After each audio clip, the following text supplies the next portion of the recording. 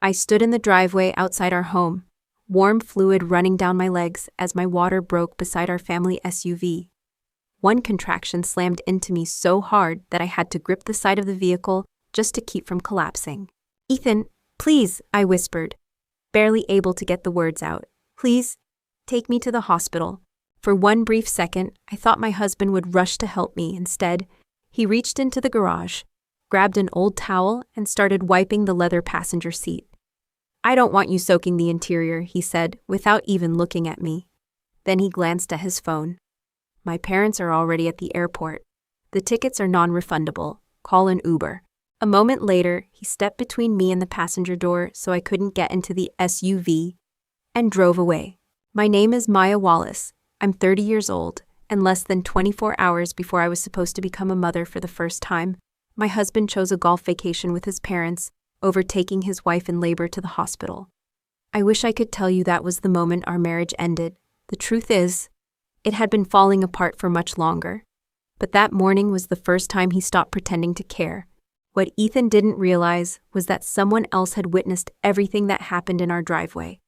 And over the next 24 hours, every lie he told, every excuse he made, and every desperate attempt to protect his reputation would only make the truth impossible to escape.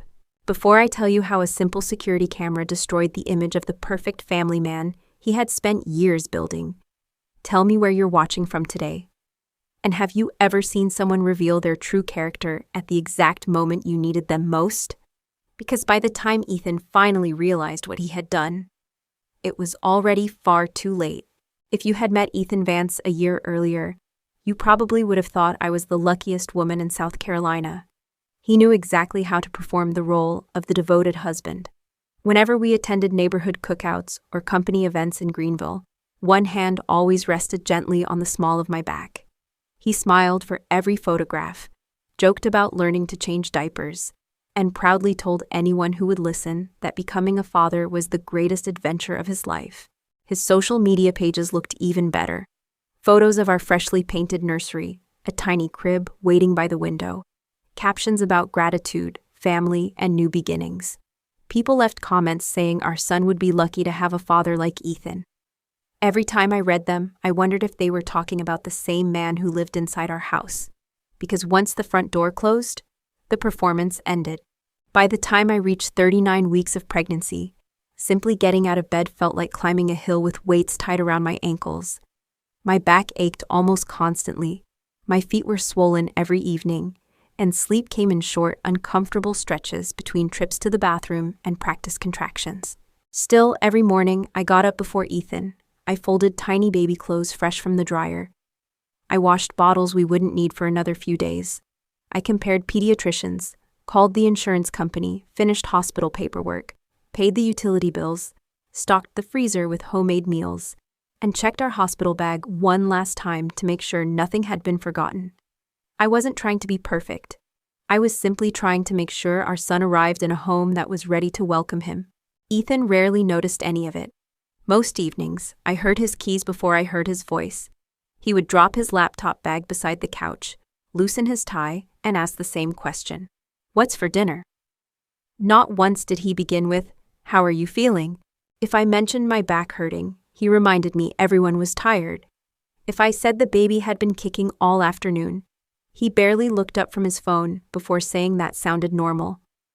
If I asked him to carry the laundry basket upstairs because bending over had become difficult, he sighed as though I were interrupting something important. At first, I kept making excuses for him. He worked long hours as a regional sales manager for Northline Outdoor Solutions. Maybe he was under pressure. Maybe becoming a father scared him more than he admitted. But excuses become harder to believe when disappointment becomes routine. Weekends belonged to his parents. Almost every Saturday, Ethan drove to their house an hour away. His father wanted golf or football. His mother always had his favorite meal waiting before he even arrived. It took me a long time to realize he wasn't visiting them as an independent adult. He was returning to the only place where nobody ever expected anything from him. Denise, my mother-in-law, had an opinion about nearly everything I did. According to her, women today rested too much, complained too much, expected too much appreciation for pregnancy.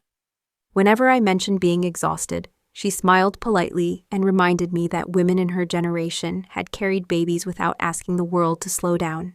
Gerald usually nodded in agreement. "Ethan works hard," he'd say.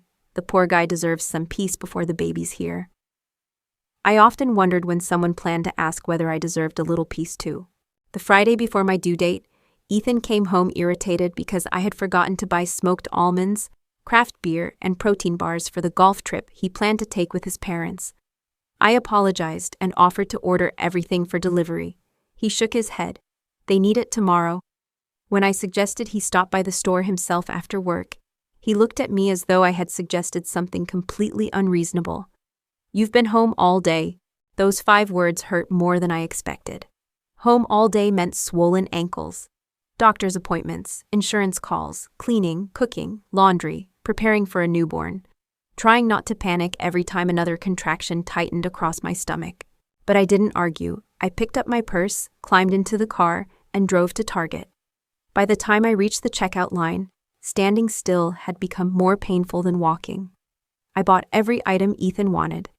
Then I noticed a golf glove he'd mentioned weeks earlier. Without thinking, I added it to the cart. Some foolish part of me still believed kindness might eventually be returned. Outside, I struggled to lift the heavy case of beer into the trunk. Before I could try again, a familiar voice called my name. "Maya?" It was my neighbor, Mira Caldwell. She hurried over without waiting to be asked, and lifted the box as though it weighed nothing. "You shouldn't be carrying this by yourself," she said gently. I smiled and gave the answer I had been giving everyone for months. "Ethan's busy." Mira didn't argue. She simply looked at my stomach, then at the overflowing shopping cart, before helping me load everything into the car. As she closed the trunk, she smiled kindly. "Busy men can still be decent men." The sentence was quiet. There wasn't a trace of judgment in her voice. Yet somehow, it echoed in my mind all the way home. Before we said goodbye, Mira pointed toward the small security camera newly installed above her garage. "Russell finally convinced me to upgrade the system," she laughed. "That thing probably sees more of this neighborhood than I do." She mentioned her husband had been traveling constantly because one of his company's biggest corporate partners was expanding across the Southeast. At the time, it sounded like ordinary neighborhood conversation. I had no idea those 2 small details, a security camera and Russell's business connections, would soon become part of the reason my life didn't stay buried under Ethan's lies. As I carried the groceries inside one careful bag at a time, I still believed I was saving my marriage through patience. I didn't yet understand that sometimes the people trying hardest to hold a family together are the only ones actually carrying it. Looking back now, I realize the golf trip wasn't the real problem. It was simply the first time Ethan stopped pretending that my needs mattered as much as his own. The evening before he was supposed to leave, he walked through the front door wearing the satisfied smile he always had whenever he'd already made a decision without including me. I was sitting on the couch with a heating pad pressed against my lower back, finishing the last of the thank you cards from our baby shower. For one hopeful moment, I thought he'd finally arranged his paternity leave or confirmed the pediatrician appointment I'd reminded him about 3 times. Instead, he tossed his car keys onto the counter. "Mom upgraded the trip." I looked up. "What trip?" "The Scottsdale one." He sounded excited. "She found a better package at a golf resort. Dad already booked the tee times." I waited for the punchline. It never came. "Ethan." I laughed nervously. "My due date is tomorrow," he shrugged. "Due dates are estimates. Our son could come at any time. First babies are usually late." His confidence wasn't reassuring. It was dismissive. I stared at him, hoping he would suddenly realize how unbelievable this conversation had become. "You can't seriously be planning to leave now." He sighed dramatically. "Maya, it's only 3 days." 3 days is a long time when your wife is 39 weeks pregnant. He rolled his eyes. "You're acting like I'm disappearing for 6 months. "No," I answered quietly. "I'm acting like I'm asking my husband to be present when his child is born." Instead of answering me, he unlocked his phone. A moment later, it rang. His mother's face filled the screen. Without asking, he pressed the speaker button. "There she is," Denise said cheerfully. "Has our nervous little mommy calmed down yet?"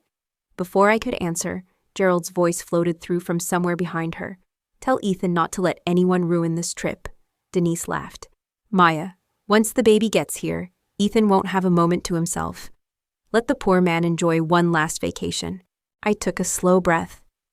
I'm not asking for a vacation. I'm asking for my husband to stay close to home until our son is safely born. Oh, sweetheart, Denise replied, her voice coated with false sympathy. Women have babies every single day. I flew while I was pregnant with Ethan. 30 years ago, I answered, before I could stop myself. My doctor told me not to travel. She ignored that completely.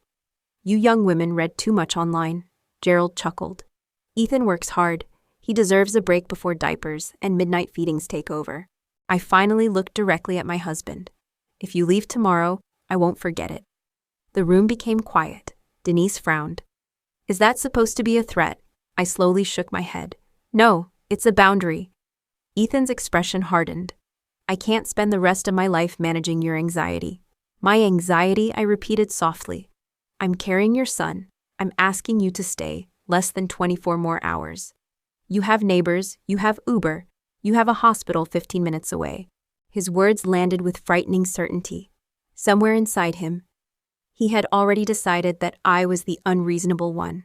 The conversation ended shortly afterward, but something between us had changed. He answered my questions with one-word responses, complained that my hospital bag was taking up space by the front door, and spent the rest of the evening watching golf videos while I finished packing everything we would need for the delivery. The next morning, I walked outside and discovered the infant car seat hanging loosely from the back seat. He had installed it, poorly. One sharp turn, and it could have shifted dangerously. Without saying a word, I knelt beside the SUV and began reinstalling it myself. My stomach pressed painfully against my thighs every time I leaned forward. Sweat rolled down my neck despite the cool morning air. Inside the house, I could hear the television. Golf highlights. Ethan never came outside. After nearly 20 minutes, the final safety latch clicked into place. I leaned back against the driveway, exhausted. That doesn't look comfortable. I looked up. Mira was walking across the lawn carrying a covered bowl. I made too much chicken noodle soup, she said. Thought you might want some. When she saw the hospital bag beside the front door and the way I kept rubbing my lower back, her smile faded. Do you have someone ready to drive you if labor starts? The answer should have been simple. Instead, I couldn't bring myself to say my husband's name. Mira noticed the silence immediately. She set the bowl down, reached for my hand, and squeezed it gently. Listen to me, day or night. If you need to get to the hospital, call me. No explanations, no hesitation. I'll come. The kindness in those few sentences nearly broke me. Because a woman who wasn't related to me, who owed me absolutely nothing, had just offered more security than the man who had promised to spend his life protecting me. As I watched Mira walk back toward her house, I found myself looking at the small security camera above her garage again. At the time, I thought it was simply another ordinary morning in our quiet neighborhood. I had no idea that within 24 hours, that little camera would capture the moment Ethan destroyed his own future. I barely slept that night. Every time I managed to close my eyes, another wave of pressure rolled across my stomach before fading again. They weren't regular enough to rush to the hospital, but they were strong enough to remind me that our son could decide to arrive at any moment. Beside me, Ethan slept peacefully. No questions, no concern, no curiosity about whether I was frightened. Around 6 the next morning, I woke to the sound of suitcase wheels scraping across the hardwood floor. For a few seconds, I lay perfectly still, hoping I had imagined it. Then I heard the zipper, the golf clubs, the front door opening. He was really leaving. I slowly walked into the hallway, one hand supporting my back. Ethan was standing by the entrance, adjusting the strap of his carry-on while his phone buzzed every few seconds. Mom says they're already at the airport, he muttered without looking up. A second message arrived. Dad wants to make sure we leave in the next 5 minutes. I stared at the packed suitcase, then at my hospital bag sitting only a few feet away. The contrast was impossible to ignore. One bag prepared for the birth of our son, the other prepared for a golf vacation. Ethan, he finally looked at me. I don't feel right. He sighed before I could say anything else. You're just nervous because you've been obsessing over this trip. My due date is tomorrow. I know. Then stay. The words came out softer than I expected. I'm not asking you to cancel forever. I'm asking you to stay until our baby is safely here. He rubbed his forehead impatiently. Maya, I can't organize my entire life around your anxiety. I looked at him for several long seconds. My anxiety or your responsibility? He didn't answer. Instead, he picked up his suitcase and walked toward the garage. Some part of me still believed he would stop. That once he saw me following him, moving slowly, exhausted, heavily pregnant, he would remember that I wasn't asking for a favor. I was asking him to be a husband. Outside, the morning air felt strangely cool against my skin. Ethan lifted his luggage into the back of the SUV before checking his watch again. I took another step toward him. Please? He closed the trunk. Another dull cramp tightened across my stomach. Then, without warning, warmth rushed down both of my legs. At first, I froze. Then I looked down. Clear fluid spread across my leggings before dripping onto the driveway. My heart began pounding. Ethan, I whispered. My water broke. His head snapped toward me for one brief, beautiful second. I saw panic flash across his face. I thought he was finally going to help. Instead, his eyes shifted toward the passenger seat. Without saying a word, he walked into the garage, grabbed an old towel, and began wiping the leather interior. I stared at him in disbelief. What are you doing? I just had this detailed. Another contraction hit, harder than the last. I doubled over, gripping the edge of the open garage door. Ethan, I need the hospital. He glanced at his buzzing phone. My parents are waiting. They've already checked in. I can't miss this flight. I couldn't believe we were having this conversation. Our son is coming. I know. Then drive me. It's 20 minutes. You'll be fine, my voice cracked. I'm in labor. He rubbed both hands across his face like I was creating an inconvenience instead of a medical emergency. Maya, call an Uber. The tickets are non-refundable. The words didn't sound real. They sounded like something a stranger would say. Not the man who had once promised to love me for the rest of our lives. Another contraction forced me to grab the passenger door handle. Before I could pull it open, Ethan stepped directly between me and the SUV. Don't. I looked up at him. I just need to sit down. Not like that. He glanced at my soaked clothes. You'll ruin the seat. For a moment, everything became strangely quiet. The pain, the fear, even the tears. It was as if my heart finally accepted something my mind had been refusing to believe for months. This wasn't a selfish decision made in panic. This was who Ethan really was. I slowly released the door handle. He climbed into the driver's seat without another word. The engine started. He lowered the window only long enough to say, "Text me after you get checked in. And please, don't make this into a bigger deal than it is." Then the SUV rolled backward, turned onto the street, and disappeared. I remained standing in the driveway, one hand wrapped around my stomach, while another contraction nearly brought me to my knees. The neighborhood was quiet. Birds chirped. A delivery truck rolled past the end of the street. Somehow the whole world kept moving, while mine had completely fallen apart. Then I heard another sound, a front door opening. Maya, it was Mira. She ran toward me without hesitation. I saw everything. She slipped one arm around my shoulders before I could answer. Don't worry, I'm getting you and that baby to the hospital. At that moment, neither of us realized something else had witnessed the entire scene. Mounted silently above her garage, the small security camera continued recording every second. And somewhere inside that tiny memory card, the evidence that would eventually destroy Ethan's carefully crafted image had just been saved forever. Mira drove with the kind of calm that kept me from falling apart. She didn't waste precious seconds asking unnecessary questions or telling me everything would be okay. She simply called the labor and delivery unit at St. Agnes Medical Center, explained that my water had broken, and reminded me to focus on my breathing between contractions. In through your nose, she said gently. Out through your mouth. You and your little boy are my only priorities right now. I clung to those words the entire drive. Later, I would learn that Mira had worked as a labor and delivery nurse, years earlier before changing careers. At that moment, I only knew that a woman who barely knew me was showing more compassion than my own husband. By the time we reached the hospital entrance, a wheelchair was already waiting. 2 nurses hurried outside. One helped me into the chair while the other asked, Is your support person parking the car? For a split second, I almost answered automatically. My husband, and the word caught in my throat. Instead, I looked back at Mira. My support person is right here. The nurse followed my eyes, smiled warmly at Mira, and nodded. Good. Inside the maternity ward, everything moved quickly. Hospital bracelets, consent forms, blood pressure, monitors. Another contraction crashed through my body before I could finish answering the admission questions. One of the nurses savage squeezed my hand. We're going to take good care of you. As she reviewed my chart, she quietly asked, Is there anyone you don't want allowed into the delivery room? The answer came surprisingly easily. My husband, I paused, and his parents. She didn't ask why, she simply marked my chart. We'll make sure your wishes are respected.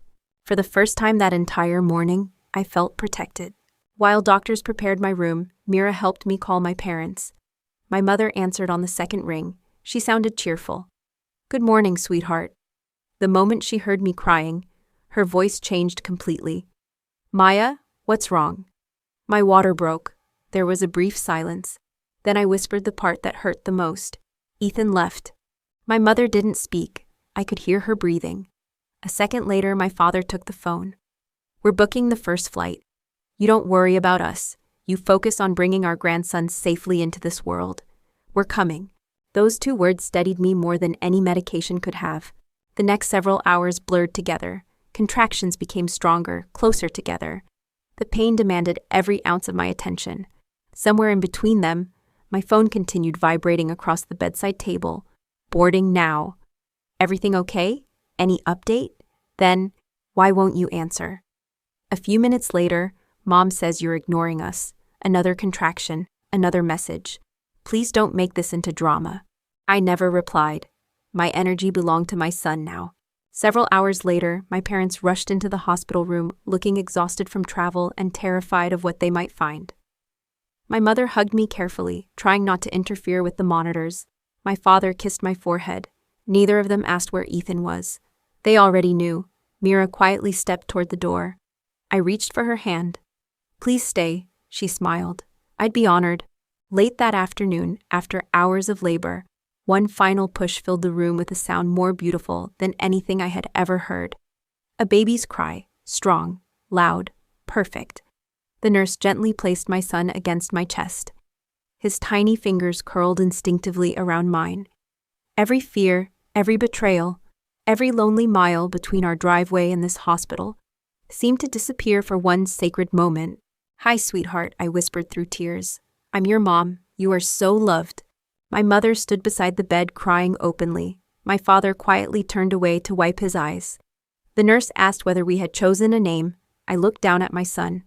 Throughout my pregnancy, Ethan had insisted our baby should carry on the Vance family tradition. But as I held my little boy, I realized something. A family wasn't defined by the last name printed on a birth certificate. A family was defined by the people who showed up when love demanded sacrifice. Leo, I said softly. His name is Leo. Then, almost without thinking, I whispered the name that felt true inside my heart. Maya Wallace. My mother covered her mouth. She understood immediately. It wasn't an act of revenge. It was the moment I finally stopped pretending our marriage could still be saved. Several hours later, after I had been moved into recovery, my phone began ringing again. Ethan, I let it ring, then again, and again. Finally, on the 4th call, I answered. His voice exploded through the speaker. Maya, what is happening? Why is my phone blowing up? My manager keeps calling. My mom's crying. What did you do? I closed my eyes, waiting, just waiting for one simple question. How are you? Is our son okay? Did everything go safely? Instead, he kept talking. My company's acting weird. People are sending me messages. There are comments all over my social media. Maya, answer me. I looked over at Leo sleeping peacefully in the clear hospital bassinet beside my bed. Then I answered with complete calm. That's the price you pay. Before he could respond, I ended the call. The room fell completely silent. My mother looked at me with quiet pride. My father nodded once. Mira smiled sadly. She knew what all of us understood in that moment. I hadn't hung up because I hated Ethan. I hung up because I finally accepted that the man who abandoned his wife in labor had also abandoned his right to be the person I turned to when our son entered the world. Outside my hospital room, Ethan was desperately trying to understand why his perfect vacation had suddenly become a nightmare. Inside that room, I was beginning a completely different life. The next morning, I woke to the soft sound of Leo stirring beside my hospital bed.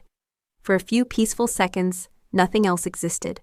Not the driveway, not the airport, not Ethan, only my son. I reached into the bassinet, lifted him carefully into my arms, and watched his tiny fingers wrap around mine. No matter what happened after this, he would never doubt that someone chose him first. A gentle knock interrupted the moment. One of the maternity nurses stepped inside. "Mrs. Wallace?" she hesitated. "There's a situation downstairs." I looked up. "Ethan?" She nodded. "He arrived about 20 minutes ago, and his parents came with him." I closed my eyes for a moment. Of course they had. "What do they want?" "He says he wants to see his son, and your mother-in-law insists there's been a misunderstanding." The nurse glanced toward the chart clipped outside my room. "We haven't allowed them upstairs. Your instructions are very clear." Relief washed over me. "Thank you," she smiled. "You don't have to thank us. It's our job to protect our patients." After she left, my mother quietly adjusted Leo's blanket. "You don't have to see him." "I know, and I won't." About an hour later, another nurse returned carrying my phone. "You've received quite a few messages." I looked at the screen. 34 missed calls, 11 voicemails, dozens of text messages. The first few came from Ethan. "Please answer. Let's talk. You're overreacting." The next one sounded different. "Why is my boss calling me? Mom's upset." Someone posted a video. Then, "This is getting out of hand. You need to fix this." I frowned. Fix what? I hadn't spoken to anyone except my parents, Mira, and the medical staff. Before I could think about it any longer, Mira knocked gently on the door. She looked almost embarrassed. I should probably explain. She sat beside the bed. "After I got home yesterday, Russell asked why I looked so shaken. I told him what happened." She paused. "I also showed him the footage from our security camera." I blinked. "The camera recorded everything?" She nodded slowly. "The entire argument. Your water breaking. Ethan wiping the passenger seat. Him telling you to call an Uber, and him driving away." A chill ran through me. "I never meant for anyone else to see it." "I know." Mira reached across the bed and gently touched my arm. "Russell didn't post it. He simply asked whether you were safe. And because Ethan works with one of Russell's biggest business partners, he believed the company deserved to know how one of its senior managers had behaved." I remembered Russell mentioning corporate meetings and regional partnerships months earlier. Back then, it had sounded completely unrelated to my life. Now it suddenly mattered. "A few people inside the company saw the video," Mira continued. "Someone recognized Ethan. Someone else recognized the SUV. After that, people started talking." She looked genuinely apologetic. "I'm sorry if this became bigger than you wanted." I slowly shook my head. "You didn't betray me, Ethan did." Just then, my phone rang again. "Ethan." Against my better judgment, I answered. "Maya," his voice was frantic. "What the hell is happening? My director just suspended me. HR canceled my meetings. Dad says people are calling the house." I listened quietly. He kept talking. "My promotion's probably gone. Our biggest client is asking questions. Mom won't stop crying." Not once did he ask how Leo was doing. Finally, I interrupted him. "Have you asked about your son yet?" Silence. Only 2 seconds, but long enough. "Maya, I'm dealing with a crisis right now." I looked over at Leo sleeping peacefully, then back toward the window. "No," I answered softly. "You created the crisis. You abandoned your wife while she was in labor. You chose a vacation over your family." His breathing became heavier. "It wasn't like that. I was coming back. It was only 3 days. You had neighbors, you had Uber." Hearing him repeat those words, the very same words he had used in our driveway, removed the last trace of doubt I still carried. "You still don't understand." "I understand perfectly." He raised his voice. "If you don't tell people the video's misleading, I'm going to lose everything." There it was. Not "I miss you," not "I'm sorry," not "Can I see my son?" Only "I'm going to lose everything." I closed my eyes. "Ethan, the only person who destroyed your reputation was the man who drove away. Then I ended the call. For several seconds, no one in the room spoke. Finally, my father broke the silence. He still thinks this is about public opinion, I nodded, because he's never understood that this was always about character. That afternoon, Brenda Lawson arrived. She introduced herself with a firm handshake, a leather folder tucked beneath one arm, and the calm confidence of someone who had spent years dealing with people exactly like Ethan. I've reviewed the messages you've received so far. She opened the folder. I'd like copies of every text, voicemail, email, and call log. No deleting, no responding emotionally. From this moment forward, every word he sends may become evidence. For the first time since Ethan drove away, I didn't feel powerless. I wasn't chasing revenge. I wasn't trying to destroy him. I was simply allowing the truth to remain exactly as it happened. And the more Ethan tried to explain himself, the deeper he buried himself with his own words. By the time I was discharged from the hospital 3 days later, I no longer felt like the same woman who had stood crying in that driveway. I wasn't stronger because the pain had disappeared. I was stronger because I had finally stopped confusing hope with denial.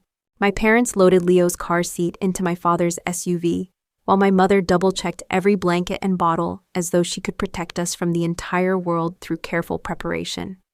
Brenda had already advised us not to return to the house I shared with Ethan. Not yet, she said. Let's make decisions with clear heads, not wounded hearts. Instead, my parents had rented a furnished townhouse nearby where Leo and I could stay until the legal situation became clearer. As we prepared to leave, one of the nurses approached quietly. I thought you should know. She hesitated before continuing. They're outside again. Ethan? She nodded. And his parents. I looked down at Leo sleeping peacefully against my chest.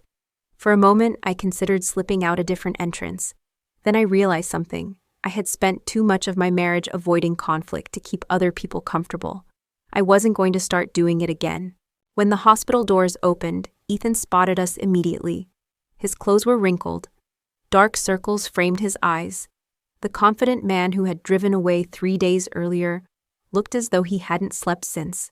He hurried toward us carrying a bouquet of flowers from the hospital gift shop. Maya, please, I just want to talk. Before he could come any closer, my father stepped forward. Almost at the same moment, one of the hospital security officers calmly moved between us. You need to remain where you are, sir. Ethan looked past them, his eyes fixed on Leo. I just want to see my son. My mother tightened her arm around my shoulder. I didn't move. A second later, Denise hurried forward, clutching a stuffed teddy bear still wrapped in store packaging. She held it out toward me.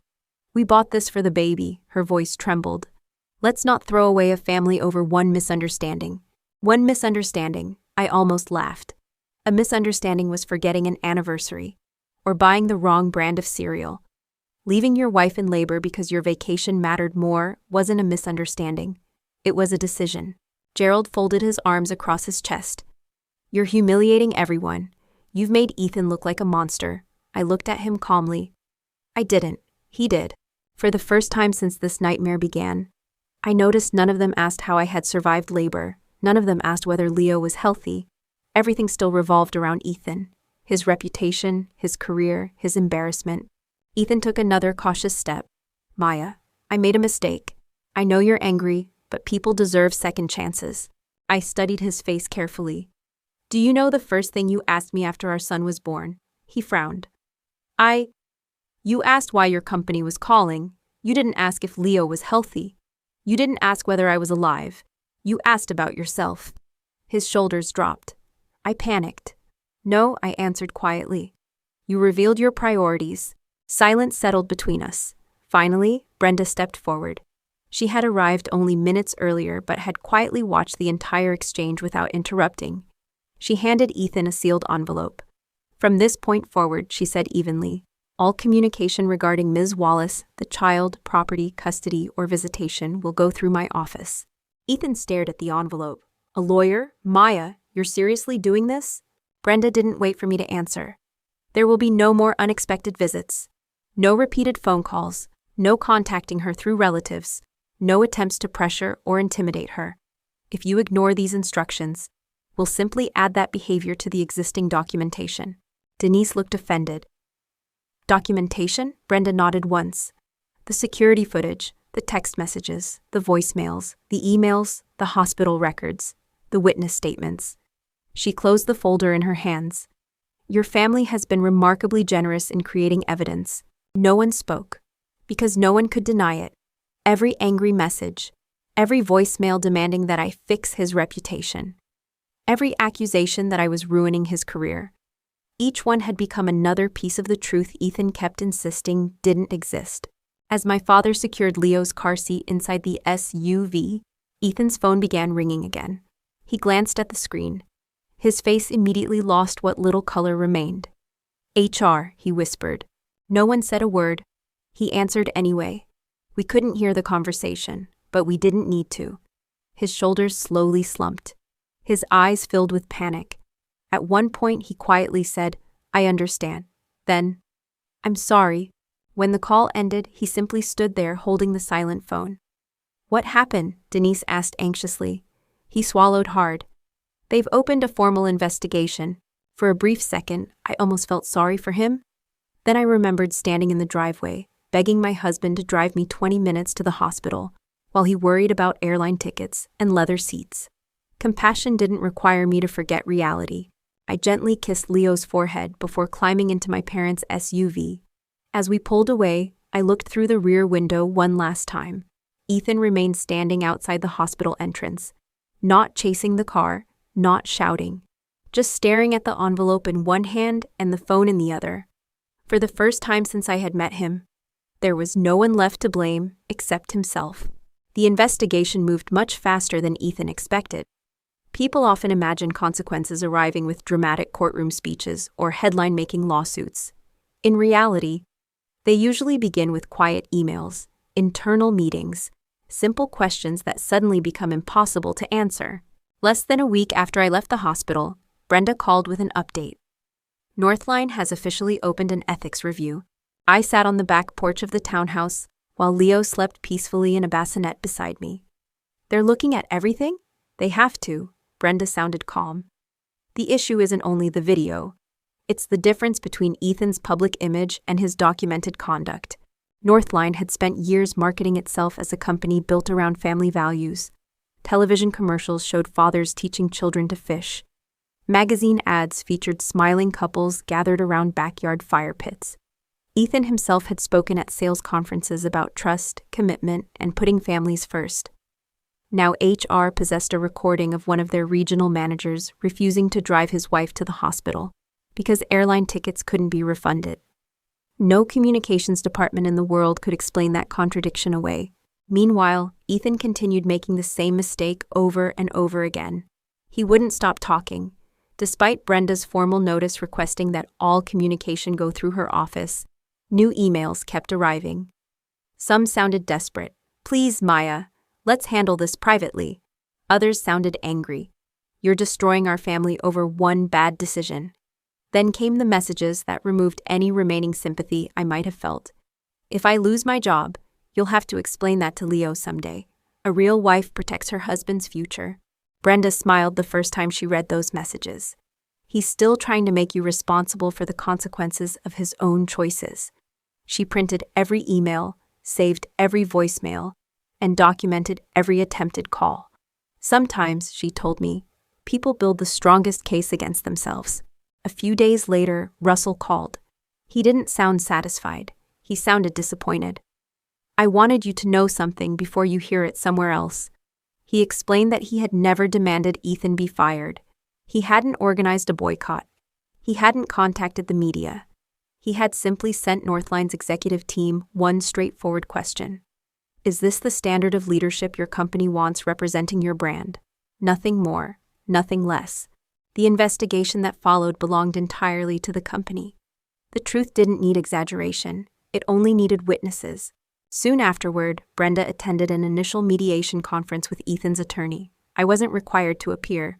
When she returned, she summarized the meeting in one sentence. He still doesn't understand. What do you mean?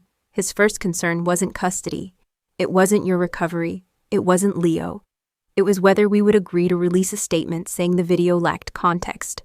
I couldn't help shaking my head. There isn't any context that makes abandoning your wife in labor acceptable. Exactly, Brenda closed the notebook. Which is why I declined. As the weeks passed, the evidence continued growing. HR obtained copies of Ethan's emails. The hospital confirmed my admission time. Phone records established exactly when he called and what he asked about first. Even Denise and Gerald unknowingly helped. Instead of stepping back, they continued sending messages insisting I owed Ethan another chance because marriage means standing beside your husband.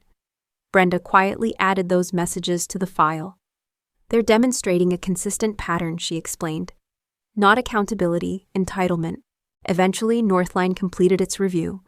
The official letter never mentioned social media. It never mentioned public outrage. Instead, it cited two simple reasons: poor judgment and conduct inconsistent with the company's leadership standards. His promotion disappeared. His annual bonus was canceled. His largest client account was reassigned. Several weeks later, his employment ended altogether. Around the same time, family court finalized temporary custody arrangements.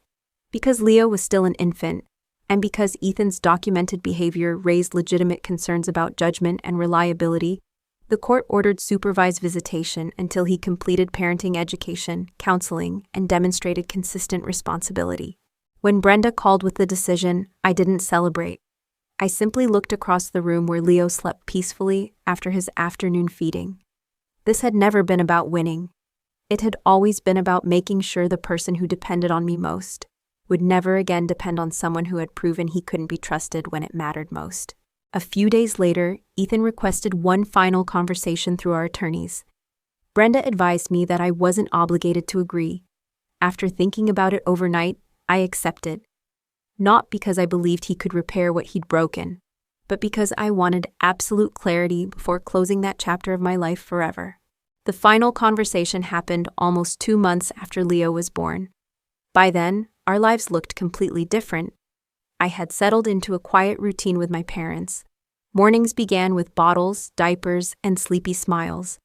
Afternoons were filled with pediatrician appointments, short walks through the neighborhood, and learning that healing rarely happened all at once.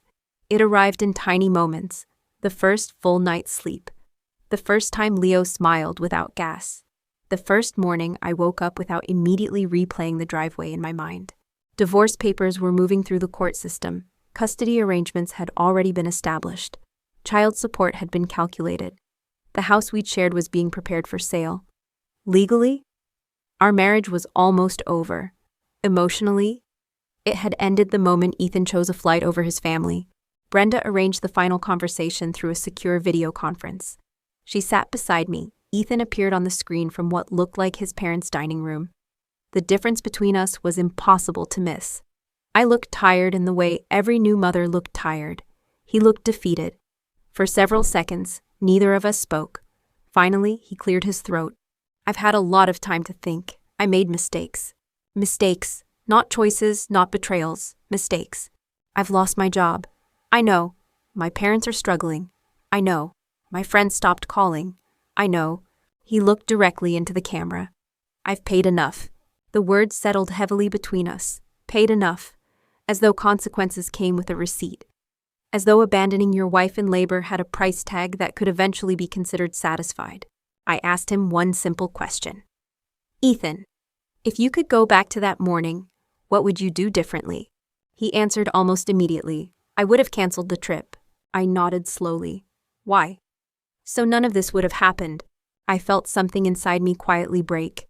Not because of what he said, because of what he didn't.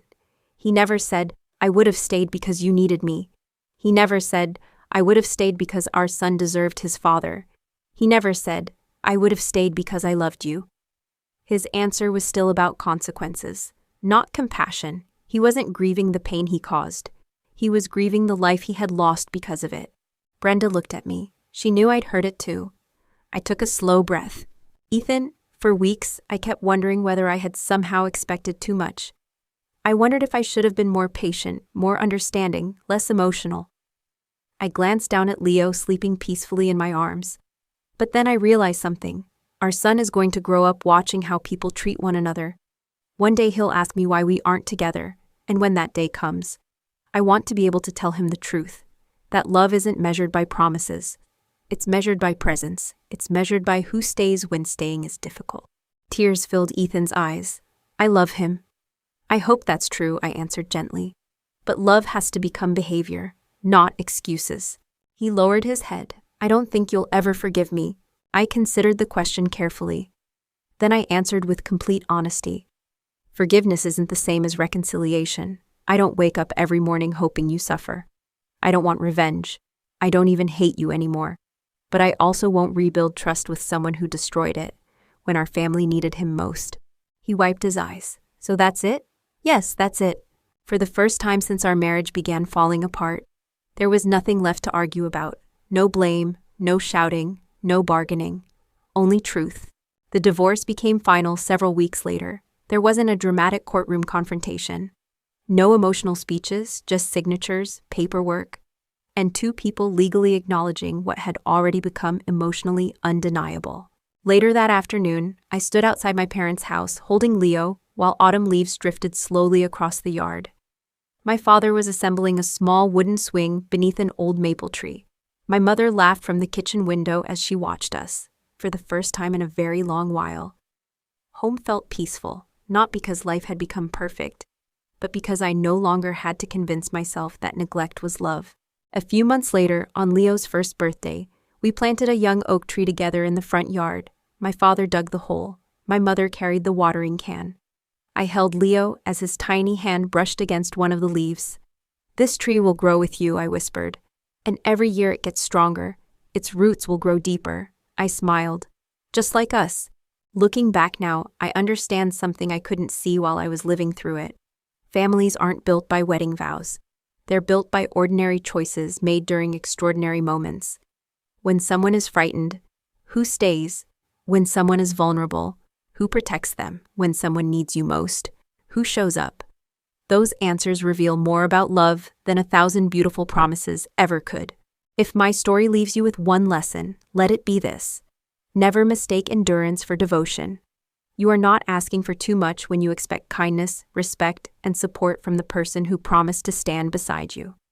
The right people won't see your hardest moments as an inconvenience. They'll see them as the moments that matter most. And sometimes, the family that truly saves your life isn't the one you're born into or the one you marry. It's the people who refuse to leave when everyone else walks away. If this story touched your heart, I'd truly love to hear from you. Tell me where you're watching from, and let me know in the comments. Have you ever witnessed someone's true character during the moment you needed them most? If you believe love is proven through actions, not just promises, I hope you'll share this story with someone who may need that reminder today. Thank you for spending this journey with me. Take care of yourselves. Take care of the people who choose to stand beside you, and I'll see you in the next story.